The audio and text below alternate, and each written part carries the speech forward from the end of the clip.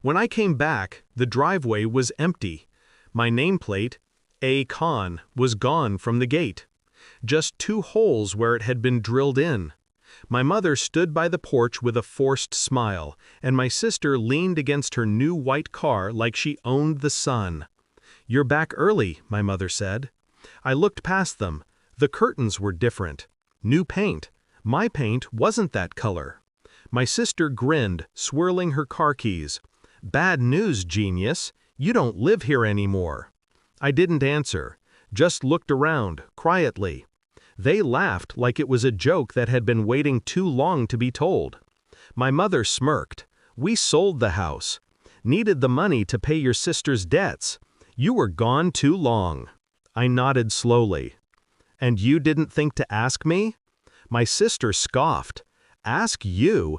You're the one who always says family comes first. Guess we took your advice." They were waiting for a reaction. Maybe shouting, maybe tears. But I smiled. Just a small, quiet smile. My sister frowned. "What's so funny?"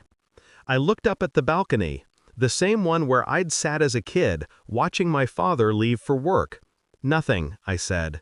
"Just realizing how poetic all this is." She rolled her eyes. "Poetic? You're homeless now."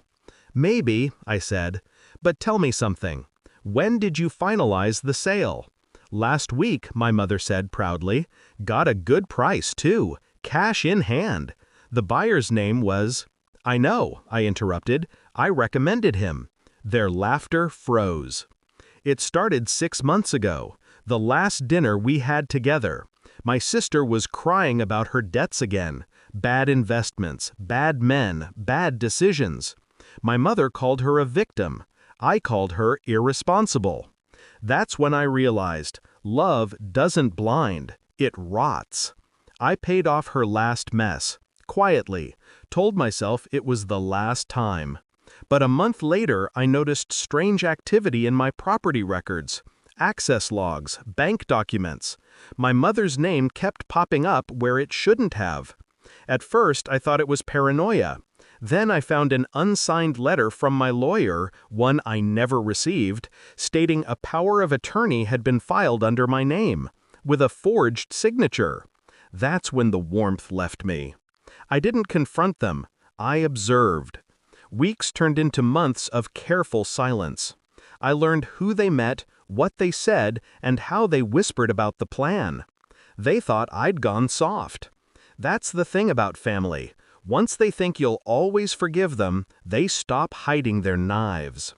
I moved quietly, transferred the real property deed to my holding company, registered in another name. My mother's documents were fake, but I made them look real.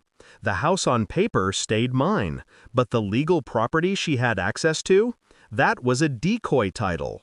The old registration, the one I'd reissued after the renovations.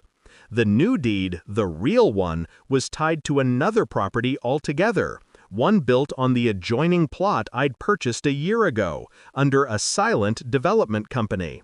The same address extension, same street, same everything, except the legal description. I made sure the forgery matched that. They thought they were selling my house.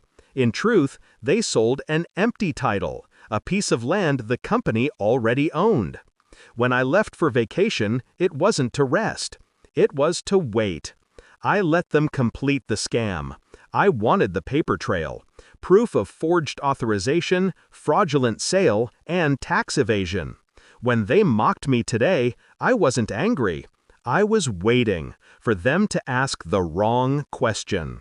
"You recommended the buyer?" my mother asked, her voice suddenly unsure. "Yes."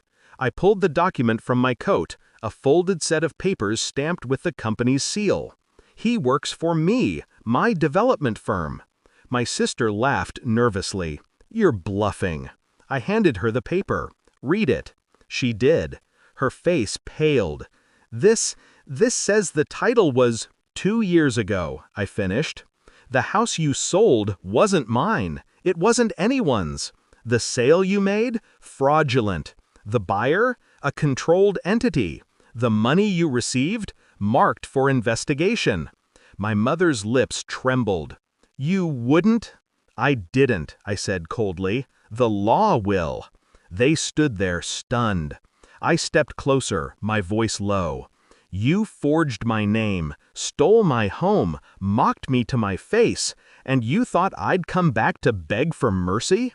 I took out my phone, pressed play. Their voices filled the air, a recording from a week ago. "He'll lose everything. Let him cry." My sister's eyes widened. "You recorded?" "Every word." Silence fell. Only the wind moved between us. "I filed everything this morning," I said. "Forgery, fraud, and financial misconduct. But I'm not doing this out of revenge. I'm doing it so the next person you decide to betray will see you for what you are." My mother whispered, "You can't send your own family to jail." I looked at the house one last time. "You already did." By evening, the police came. I didn't watch them being taken away. I didn't need to. The real house, my real home, stood behind the next gate. The same design, the same balcony, but untouched. I unlocked the door and stepped inside, breathing in the quiet. I wasn't smiling anymore. I didn't need to. Some debts can't be repaid in money. But justice? Justice pays with precision.